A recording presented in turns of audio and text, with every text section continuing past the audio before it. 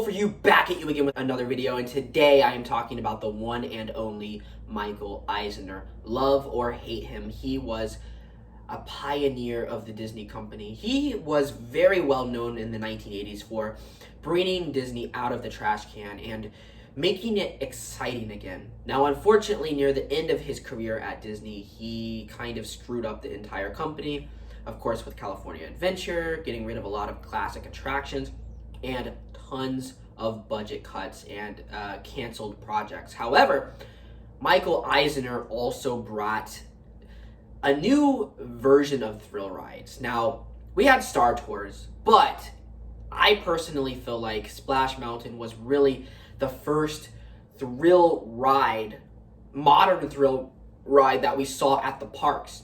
After that, we saw the Indiana Jones Adventure, Tower of Terror, Rocking Roller Coaster, Test Track, Dinosaur, etc. The list goes on. And because of Michael Eisner, we went from only having maybe one roller coaster in a park with tons of dark rides to having more of a mixture of dark rides, thrill rides, and roller coasters for the entire family to enjoy. Now, personally, myself, I am more of a story person. I love dark rides. I love experiencing dark rides. But you have to agree with me that Michael Eisner brought a whole new thing to the Disney parks that Walt Disney really never even dreamt of. Now, personally, Walt Disney was not a big fan of thrill rides at his parks. And personally, when I go to Disney, I don't look for the thrill rides. Yeah, the thrill rides are there. I go for the immersion. If a thrill ride is not immersive enough, then I personally will not enjoy it. But Splash Mountain was really the first known, the first really of its kind for the Disney parks. It was leaning more towards teenagers instead of families. And after that, you just got thrill ride after thrill ride, which was just a hit after a hit after a hit. Yeah, we had Space Mountain and we had Thunder Mountain, but you have to think about it for a second. Those are more classified as family coasters where everyone can experience it.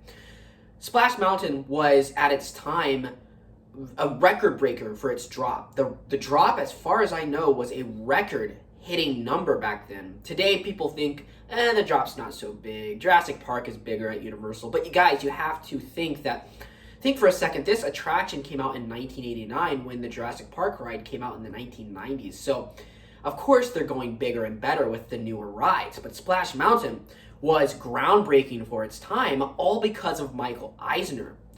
Michael Eisner, in my opinion, was someone who loved kind of merging films with attractions. He just wanted to get as much profit as possible, and he wanted to kind of make advertisements. He was a very big advertiser, businessman, and sometimes it worked and sometimes it did not work. Splash Mountain was actually created to kind of get people to watch the latest film called Splash. It was a Disney film called Splash about a mermaid.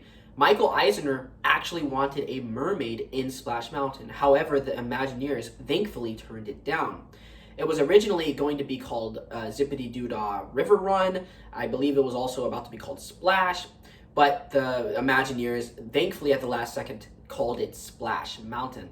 Splash Mountain at Magic Kingdom has about 4 drops. I don't know why people count 5 drops, but you could count it as 5 drops, I guess. The one at Disneyland, I believe, has 3, and then the one at Tokyo has around the same as Magic Kingdom, but I don't remember the drop number. Beautiful animated characters, amazing. And this attraction was very, very big for the Disney company because usually these dark rides, Splash Mountain, I would classify as a dark ride flume. Usually you would find one of these in Fantasyland where everyone can enjoy it, and it puts a smile on your face. I love Fantasyland. It's probably my second favorite land of the entire parks.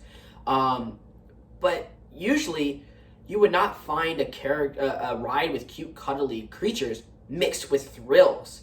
And I think that's what Michael Eisner did so well, taking this to a whole new level, really putting immersion mixed with awesome drops. I mean, speeds, just tons of fun where everyone can just laugh and have a great time. But he mixed it with the story elements as well. It was perfect. No screens, just beautiful, gorgeous sets, amazing songs, and awesome, outstanding animatronics. Michael Eisner, of course, started becoming kind of horrible for the Disney company towards the end of the 90s, making horrible decisions, terrible budget cuts. And it's unfortunate because a lot of people forget what he did for the company back in the 1980s. I mean, he greenlit Star Tours with George Lucas. I mean, come on, the Indiana Jones adventure at Disneyland. Tons of great attractions. And while Star Tours really was the first one in like the new Renaissance era of thrill rides at the Disney parks, it's more classified as a kind of a simulator. And I don't really call it a thrilling ride. It's more of a simulator ride. But if you count that, then fine. But I really do think Splash Mountain is where everything set off and just took the parks on a whole new level. And we should preserve Splash Mountain for that, because there's so much rich history. There's just so much behind this attraction that I don't think Princess and the Frog honestly could ever recapture any of the magic that Splash Mountain has. I don't care how many times they try. They tried it with Frozen Ever After when they replaced Maelstrom. Frozen is okay. The ride's fine. It's not the best attraction, unfortunately, ladies and gentlemen. The story is just pasted, and I'm honestly really scared that they would do the same thing with Princess and the Frog. If they made a whole new land with Princess and the Frog, I think that would be really good for the Black Lives Matter. Not only that, but it would draw in a whole new audience of people, because Universal is competing with Disney now. They're creating Super Nintendo Land.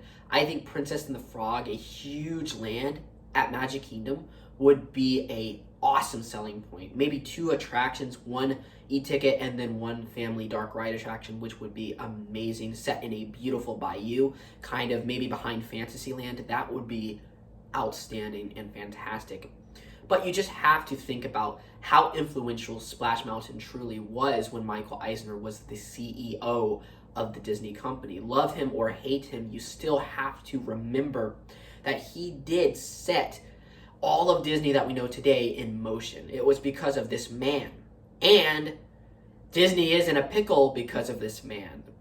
So he screwed it up and he made it awesome at the same time. So I hope you enjoyed this video, ladies and gentlemen. Michael Eisner, wow. What a famous person. Hope you enjoyed it. Leave a like, comment down below, subscribe, share this video with your fans and, well, friends, and goodbye. Bye, everyone.